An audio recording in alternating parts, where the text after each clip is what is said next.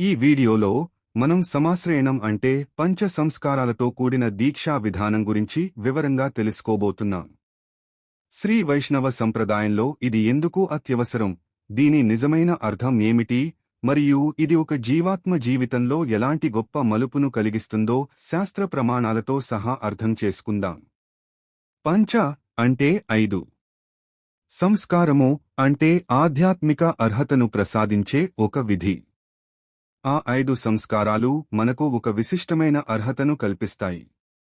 ఇది వైదిక కాలం నుండి పాంచరాత్ర ఆగమము, ఇతిహాసాలు మరియు పురాణాలలో పేర్కొనబడిన సంప్రదాయం. శాస్త్రాలు దీనిని చాలా స్పష్టంగా ప్రకటిస్తున్నాయి. తాపః పుండ్రస్తథా నామ మంత్రో యాగశ్చ పంచమః అమీ పంచైతే సంస్కారాః పరమాప్తిహేతవః. తాపం, పుండ్రం, నామం, మంత్రం మరియు యాగం, ఈ 5 సంస్కారాలే పరమపదం, శ్రీ వైకుంఠం పొందడానికి మార్గాలు. ఒక పురుషుడు మరియు స్త్రీ మధ్య వివాహం జరిగినప్పుడు ఆ వివాహం జరిగింది అనడానికి గుర్తుగా స్త్రీ కొన్ని ఆభరణాలను మరియు పురుషుడు కొన్ని గుర్తులను ధరిస్తారు. ధోవతి కట్టే విధానం మారుతుంది, యజ్ఞోపవీతం, జంధ్యం మారుతుంది. స్త్రీలకు మెడలో మాంగళ్యం, కాళ్లకు మెట్టెలు మరియు చీర కట్టు విధానంలో మార్పులు వస్తాయి. ఇవన్నీ ఇప్పుడు వివాహం జరిగింది అని తెలిపే గుర్తులు. అదేవిధంగా నేను శ్రీమన్నారాయణుడిని చేరుకోవాలని ఆశించినా, మోక్షం పొందాలని కోరుకున్నా, మరియు నేను ఆయన భక్తుడినైతే దానికి కూడా ఒక గుర్తు అవసరం. భగవంతుడితో సంబంధాన్ని ఏర్పరచుకుని ఇప్పటి నుండి ఆయనే నా ఆధారం, ఆది, మరియు ఆయనే నా యజమాని, పతి అని అంగీకరించి ఆయన్నే చేరుకోవడమే లక్ష్యంగా ఉన్నవాడిని ముముక్షువు అంటారు. అయితే అతనికి మార్గం తెలియదు. ఆయన్ని ఎలా చేరుకోవాలో అర్థం కాదు. అందువల్ల అతను ఒక ఆచార్యుడిని ఆశ్రయిస్తాడు. శ్రీ వైష్ణవ సంప్రదాయంలో రామానుజాచార్యులు ప్రధాన ఆచార్యులు. ఆయన సుమారు 1000 సంవత్సరాల క్రితం జీవించారు. మనం వారితో సంబంధాన్ని ఏర్పరచుకుంటే వారు మన తరపున భగవంతుని వద్ద పురుషకారత్వము చేసి వారి కృపతో మనకు మోక్షాన్ని ప్రసాదిస్తారు. కాబట్టి ఈ సమాశ్రయణం ద్వారా మనమందరం రామానుజుల వారితో సంబంధాన్ని పొందవచ్చు. వారి కృపా బలంతో మనం ముక్తిని పొందవచ్చు.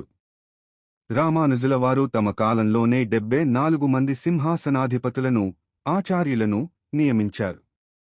వారి వంశ పరంపరలో వచ్చిన వారు నేటికీ ఎందరో ఉన్నారు. మనం వారి ద్వారా ఈ సమాశ్రయణ విధిని పొందవచ్చు. ఆ సమయంలో ఏం చేస్తారు? అవే ఈ 5 సంస్కారాలు. 1. తాప సంస్కారము. తాప సంస్కారము అంటే శంఖం మరియు చక్రం ముద్రలను వేడిచేసి భుజాల వద్ద చేతులపై వేసే విధి. దీని ఉద్దేశ్యం శరీర శుద్ధి, అంటే ఈ శరీరాన్ని భగవంతుని స్వామ్యానికి అంకితం చేయడం. తాప సంస్కారాన్ని శాస్త్రాలలో అనేక చోట్ల గొప్పగా కొనియాడారు. కొన్ని ముఖ్యమైన శాస్త్ర ఆధారాలు ఇక్కడ ఉన్నాయి. అథర్వ మహా ఉపనిషత్తులోని బ్రహ్మసూక్తం, ఋగ్వేదంలోని పుష్కల సంహిత మరియు విష్ణుతత్వంలో శంఖ చక్రాలను ధరించడం విష్ణువుతో ఉన్న సంబంధాన్ని తెలియజేస్తుందని చెప్పబడింది. యమదూతలు ఇటువంటి వారిని చూసి భయపడతారని, ఈ చిహ్నాలను అవమానిస్తే లోకం నశిస్తుందని చెప్పబడింది. విష్ణు భక్తులు యమలోకంలో ఎన్నడూ కనిపించరని నొక్కి చెప్పబడింది. మహాభారతంలోని భీష్మ పర్వంలో ప్రతి ఒక్కరూ చక్ర ముద్రను ధరించాలని, అలా ధరించిన వారే ఆరాధనకు అర్హులని చెప్పబడింది.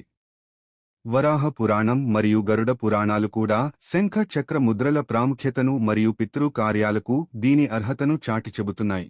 ఆచార్యులు సుదర్శన చక్రాన్ని కుడి భుజంపై వేసినప్పుడు, కోటి సూర్యుల వలె వెలిగే సుదర్శనమా, నాకు విష్ణు మార్గాన్ని చూపించు అని, పాంచజన్యాన్ని ఎడమ భుజంపై వేసినప్పుడు, నీ నాదంతో పాపాలను నశింపజేసే పాంచజన్యమా, నన్ను రక్షించు అని మంత్రం పఠిస్తారు. 2. పుండ్ర సంస్కారము. ద్వాదశ ఊర్ధ్వ పుండ్రం, ఇది 2వ సంస్కారము.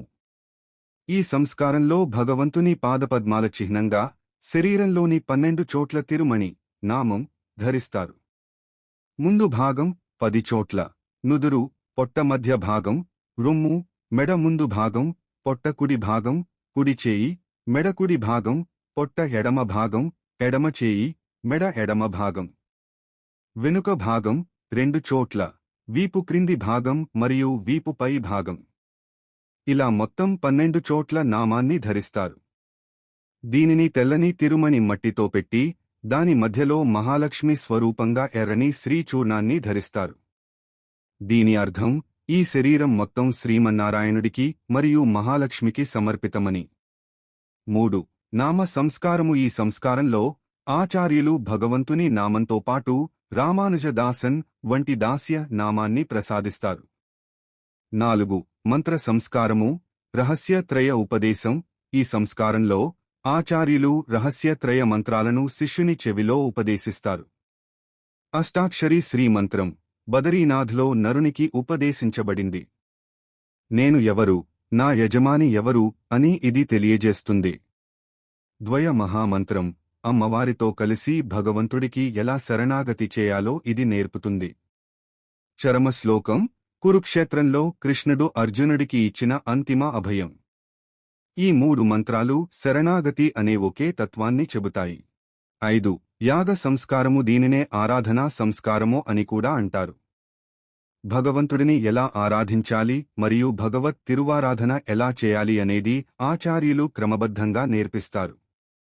మోక్షం పొందాలనే కోరిక మరియు రామానుజుల పాదాలను చేరుకోవాలనే తపన ఉన్న ఎవరైనా దీనిని పొందవచ్చు. అయితే దీని తర్వాత జీవితం మారాలి. సాత్విక ఆహార సేవన. భగవంతునికి నివేదన నైవేద్యం చేసిన తర్వాతే భుజించడం. చెడు మాటలు, గొడవలు మరియు పరనింద చేయకూడదు. ఆచార్యుల పట్ల భక్తి, సేవలతో ఉంటూ భగవన్నామ సంకీర్తనలో జీవితాన్ని అంకితం చేయాలి. ఇటువంటి సంప్రదాయం రామానుజుల కాలం నుండి నేటి వరకు అఖండంగా కొనసాగుతోంది. మీరు సమాశ్రయణం పొందాలని కోరుకుంటే మీ దగ్గరలోని అహోబిల మఠం, ఆండవన్ ఆశ్రమం లేదా పరకాల మఠం వంటి శ్రీ వైష్ణవ మఠాలను సంప్రదించవచ్చు. ఆ పరమాత్మ కృపతో మీకు త్వరలోనే సమాశ్రయణ భాగ్యం కలుగుగాక. ఆ కోరికే మోక్ష మార్గంలో మొదటి అడుగు. ఈ వీడియో మీకు నచ్చినట్లయితే సనాతన ధర్మం గురించి మరిన్ని ఆధ్యాత్మిక విషయాల కోసం లైక్ చేయండి మరియు సబ్స్క్రైబ్ చేయండి. ధన్యోస్మి. సర్వం శ్రీకృష్ణార్పణమస్తు.